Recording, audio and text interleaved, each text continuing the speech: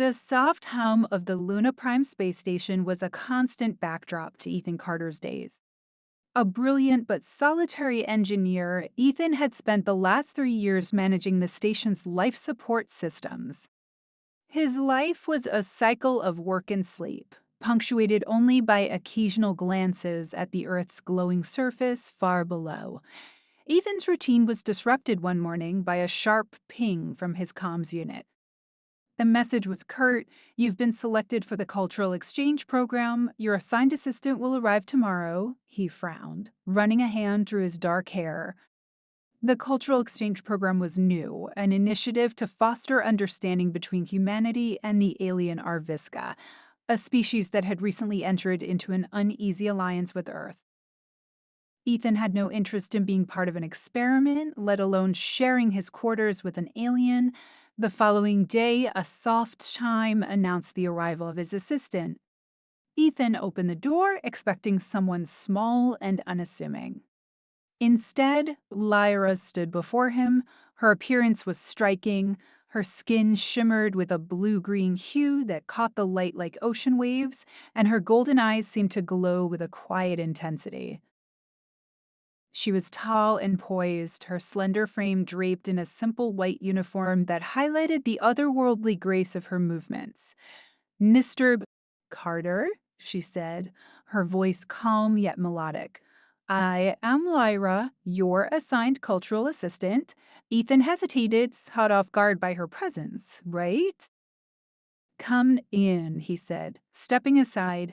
As Lyra entered the compact quarters, her gaze swept the room with a clinical precision that made Ethan feel oddly exposed. He cleared his throat. "Your quarters are basics." "I hope it's suitable. It will suffice," she replied, a faint curve of her lips betraying amusement. Over the next few hours, Ethan explained the basics of her duties. Lyra listened attentively, her golden eyes never leaving his face. Her presence was unsettling yet magnetic, as if the air around her hummed with a frequency only he could hear. Late that evening, as Ethan worked at his terminal, he glanced over at Lyra. She was seated at the small dining table, flipping through a holographic manual on human technology. Her fingers, long and delicate, brushed the interface with practiced ease. For a moment, Ethan found himself mesmerized. When their eyes met, she held his gaze, her expression unreadable. Ethan quickly looked away, feeling a warmth rise to his cheeks. The first real connection came unexpectedly. The following day, while explaining how to operate a maintenance panel, Ethan's hand brushed against Lyra's. A jolt shot through him, warm and electric, like static charge, but deeper, resonating. Lyra pulled her hand back slightly, her golden eyes narrowing in a look of curiosity, as if she, too, had felt it. "Sorry," Ethan murmured, stepping back. "No need to apologize," Lyra replied, her voice softer than usual. That night, as Ethan lay in his bunk, the sensation of her touch lingered. The sterile confines of Luna Prime had always felt cold, but now they seemed charged with an energy he couldn't define. Over the next few weeks, Lyra settled into her role, her efficiency and calm demeanor contrasting sharply with Ethan's guarded nature. Despite himself, Ethan found his attention drawn to her. She moved with a fluid grace, her actions precise yet effortless. Their conversations, initially stilted and formal, began to change. During one of their evening maintenance shifts, Lyra asked, "Why do humans value emotions so highly?" The question caught Ethan off guard. "I don't know if we value them highly, it's just how we're wired. Emotions guide our decisions, good or bad." Lyra tilted her head, her golden eyes reflecting the dim light of the corridor. "In my culture, emotions are considered distractions, weaknesses to be controlled. Do you believe that?" Ethan asked, turning to face her. For the first time, Lyra hesitated. "I was raised to, but now I'm not sure." The moment lingered, their gazes locked. Ethan's chest tightened as if the air between them had thickened. He wanted to say something, anything, but the words refused to form. The tension only grew. One evening, as Ethan and Lyra worked on repairing a faulty atmospheric stabilizer, the narrow confines of the maintenance shaft forced them closer than usual. Ethan could feel the heat of her presence, every movement amplified in the silence. When Lyra turned to hand him a tool, their fingers brushed again. This time, neither of them pulled away immediately. Ethan looked up, and the intensity of her gaze left him breathless. "Ethan," Lyra began, her voice barely above a whisper, but the sound of approaching footsteps broke the moment. A technician entered the room, oblivious to the charged atmosphere. Ethan quickly turned back to the stabilizer, his hands shaking slightly. That night, Ethan sat in his quarters, staring at the faint reflection of Earth in his window. His mind replayed every interaction with Lyra, every glance, every accidental touch. He couldn't deny the growing pull he felt toward her, but he also knew the risks. The next morning, his suspicions were confirmed when his supervisor summoned him to a private meeting. "Ethan," the supervisor said, her tone firm. "There's been chatter. People are noticing your interactions with the Arviska assistant. I need to remind you that any personal relationships with them are strictly prohibited." Ethan's jaw tightened. "There's nothing inappropriate happening." "Good," she replied. "Let's keep it that way." For your sake and hers, the warning left Ethan on edge, but it wasn't enough to extinguish the feelings that had taken root. If anything, it only made them stronger. The conflict deepened during a station-wide drill. A power failure in one of the outer wings left Ethan and Lyra trapped in a maintenance corridor. As emergency lights bathed the area in dim red, the isolation amplified the tension between them. "I've been warned about us," Ethan admitted, his voice low. Lyra looked at him, her expression unreadable. "And what does he feel about it?" Ethan hesitated before answering. "I don't know how to stop feeling this way. About you." Lyra stepped closer, her golden eyes searching his. "In my world, I was taught to suppress anything that didn't serve a purpose. But here, with you, I feel things I don't understand." Their proximity was intoxicating, the unspoken words hanging in the air between them. Just as Ethan began to lean closer, the corridor lights flickered back to life, pulling them out of the moment. From that point, the whispers about them grew louder. Ethan's colleagues began avoiding him, and Lyra noticed the disapproving glances from her own superiors. The pressure mounted when Ethan was summoned to another meeting, this time with representatives from both human and Arviska leadership. "This is a delicate alliance," one of the Arviska representatives said, her voice cold and formal. "Any violation of our protocols could have consequences for both parties." Ethan met their gaze, his jaw set. What about how we feel?"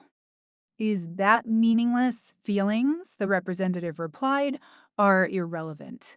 But to Ethan and Lyra, their feelings were becoming the most important thing in the universe. The tension between Ethan and Lyra grew inescapable as their time together deepened. Their interactions were no longer confined to polite exchanges or work-related discussions. They had begun sharing parts of themselves they'd never revealed to anyone else. One evening, while conducting maintenance on the station's water filtration system, the hum of machinery filled the room, but Ethan found it difficult to focus. Lyra was beside him, her movements fluid as she adjusted a calibration tool. The closeness between them was almost unbearable. "Tell me more about Earth," Lyra said, breaking the silence. "You speak of it like it's both beautiful and broken." Ethan glanced at her, surprised by the question. "It is. We've done amazing things exploring space, building stations like this, but we've also hurt our planet. Sometimes it feels like everything we create comes with a price." Lyra paused, considering his words. "In Arviska, creation is meant to serve the whole. There is no individual gain, no selfish pursuits, but it feels hollow." "Hollow?" Ethan asked, intrigued. She hesitated. "We are efficient, yes, But without individual desires, without something personal to fight for, what are we really achieving? Their eyes met, and the weight of her words hung in the air. Ethan realized that Lyra wasn't just an observer of human culture, she was searching for something she couldn't find within her own. As days passed, their connection grew stronger, but so did the scrutiny.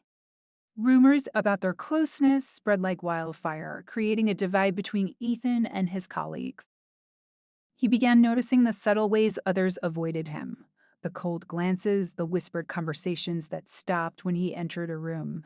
One day, during a mandatory station briefing, a colleague approached Ethan as the room emptied. "You need to be careful, Carter," the man said in a low voice. "People are talking. You're risking your career for her." Ethan's jaw tightened. Maybe you should worry about your own life, but the warning stuck with him, and that evening he found himself pacing his quarters. Myra, as perceptive as ever, noticed his unease. "You're troubled," she said softly. Ethan hesitated, then sat down across from her. "People think we're inappropriate, that I'm jeopardizing everything by being close to you." Lyra studied him, her golden eyes calm but intent. "Do you regret it?"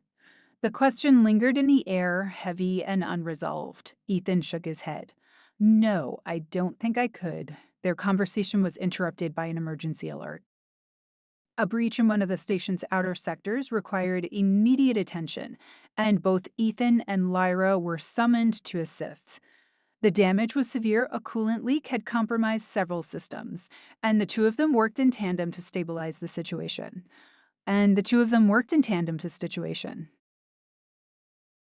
The confined space of the sector, combined with the urgency of the task, brought them even closer. At one point, Ira lost her balance on a slick surface, and Ethan caught her by the waist.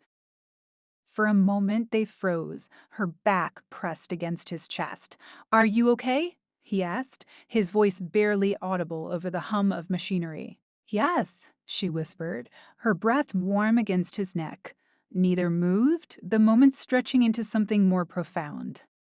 It was a connection that transcended words, a silent acknowledgement of everything they felt but couldn't say. By the time they returned to the main quarters, exhaustion weighed on them both, but so did an undeniable sense of unity. They were no longer two individuals navigating their roles. They were something more, something unspoken but deeply felt. The fallout from their closeness came swiftly and without warning. Ethan was summoned to a disciplinary hearing where both human and Arviska officials questioned him relentlessly. "You've violated the protocols of the Cultural Exchange Program," one human representative stated. "Your interactions with Lyra go beyond what is appropriate for your role." Ethan clenched his fists under the table. "We've done nothing wrong. She's my assistant, and we've worked well together." That's all, but the Arviska official wasn't convinced. "Your species' propensity for emotional entanglements makes you a liability." "We cannot afford a scandal." Lyra was brought in shortly after, her expression calm but her eyes betraying a flicker of unease. She was questioned in her own language, the melodic tones of Arviskan words creating a stark contrast to the cold, clinical atmosphere of the room. When the hearing ended, Ethan and Lyra were separated, each confined to their quarters under observation. The isolation only intensified the weight of their situation. Late that night, Ethan heard a soft chime at his door. When he opened it, Lyra stood there, her usual composure replaced by a vulnerability he had never seen before. "I had to see you," she said, her voice barely above a whisper. He stepped aside, letting her in. The room felt smaller with her presence, the air charged with an unspoken intensity. "I don't care what they say. I don't care." Breaking the silence. "I won't let them decide how we feel." Lyra approached him, her movements deliberate but hesitant. "This is dangerous for both of us." "Then let it be dangerous," Ethan replied. "I'd rather face the consequences than pretend this doesn't matter." The distance between them vanished as they came together, their emotions spilling over in a way that felt inevitable. Their connection was no longer just a series of stolen glances or fleeting touches. It was a storm, raw and unstoppable, but the moment was fleeting. The following morning, Ethan was awoken by a harsh knock at his door. Station security escorted him to a private chamber where the station's leadership delivered their verdict. Your actions have jeopardized the integrity of this program. Effective immediately, you are relieved of your duties and confined to the station until further notice. Lyra faced an even harsher fate. The Arviska Council deemed her a traitor to their principles and ordered her return to their homeworld for reconditioning, a process rumored to strip individuals of their personal identities. When Ethan learned of this, his anger boiled over. "You can't do this," he protested to the station commander. "You're punishing her for something that's not her fault. It's out of our hands," the commander replied. "This is Arviska protocol." Desperate, Ethan made a bold decision. With the help of a sympathetic technician, he hacked into the station's communications system and sent a broadcast to both human and Arviska channels. "This alliance was meant to bring us closer," he declared. "But instead, we're punishing connection, understanding, and something real. If this is what our unity looks like, maybe we're not ready for it." The broadcast caused an uproar, forcing both governments to reconsider their positions. As the station erupted in debates and discussions, Ethan and Lyra awaited their fates, united by the bond they had fought so hard to protect. The uproar caused by Ethan's broadcast forced both human and Arviska leadership to reconsider their decision. The station was a hotbed of activity as officials debated the implications of Ethan and Lyra's actions. Ethan, confined to his quarters, spent every moment piecing, wondering if he had made things better or infinitely worse. Lyra, meanwhile, remained under close supervision in an isolated section of the station.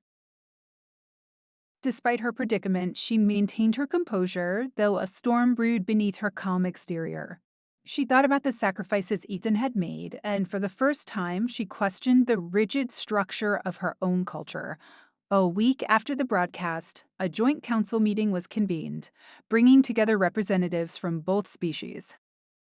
Ethan and Lyra were called to present their case, their futures hanging in the balance.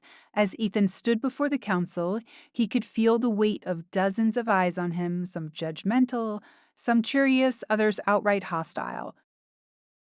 Beside him, Lyra was poised and silent, though her fingers twitched ever so slightly, betraying her nerves. "Mr. Carter," a human official began, her tone sharp, "your actions disrupted a delicate program designed to foster cooperation." "What do you have to say for yourself?" Ethan straightened, his voice steady. "I acted because the program was failing to recognize what truly matters." It's easy to talk about cooperation in theory, but real understanding comes from connection, emotional, personal, and yes, even romantic. Lyra and I didn't set out to challenge the rules, but what we found is worth protecting. If we punish that, we're missing the whole point of this alliance.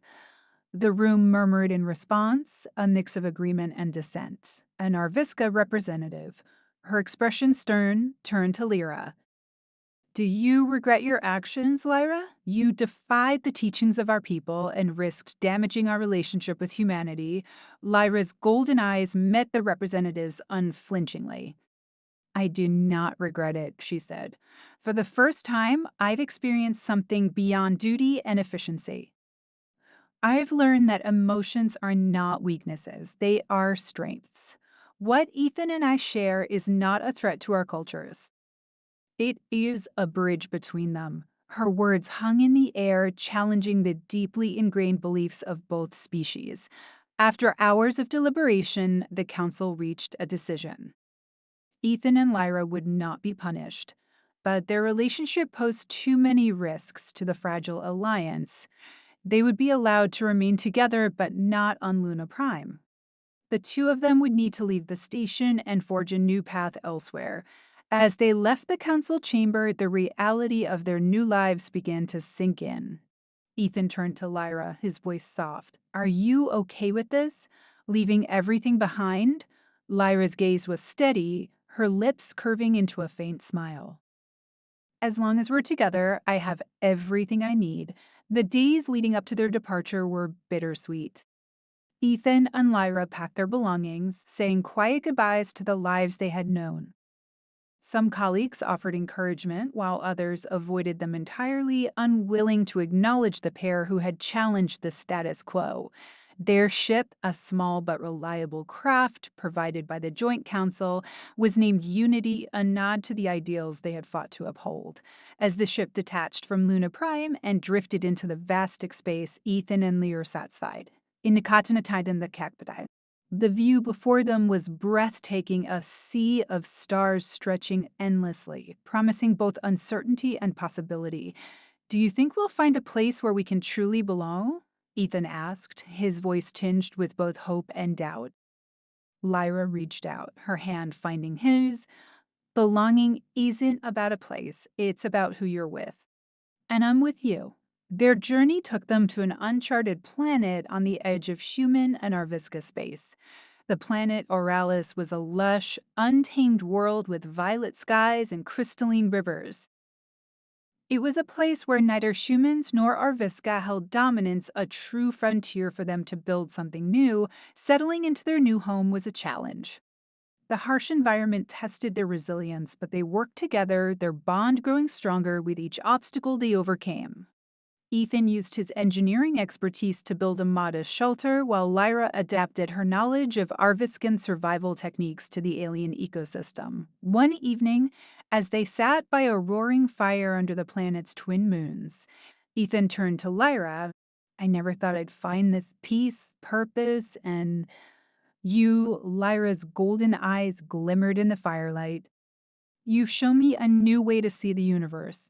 For that, I'll always be grateful. Their time on Arlis was not without challenges. Communication with both human and Arviska authorities was rare and often strained.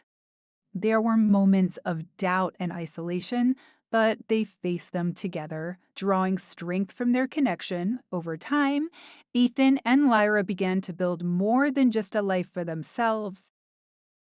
Other explorers, both human and Arviscan, arrived on Auralis, drawn by the story of two individuals who had defied the odds to create something extraordinary. Together, they formed a small but growing community that embodied the principles of unity and understanding. Years later, Ethan and Lyra stood on a hill overlooking their settlement. The structures were modest but sturdy, surrounded by vibrant greenery and sparkling rivers. Children, both human and Arviscan, played together in the fields, their laughter echoing across the landscape. Ethan took Lyra's hand, his voice filled with quiet wonder. We did this, we built something that matters. Lyra leaned her head against his shoulder, her expression serene. The stars may have brought us together, but it's here on this ground that we've found our place. As the sun set, casting the sky in hues of gold and violet, they stood side by side, their hearts full of the promise of a future they had forged together.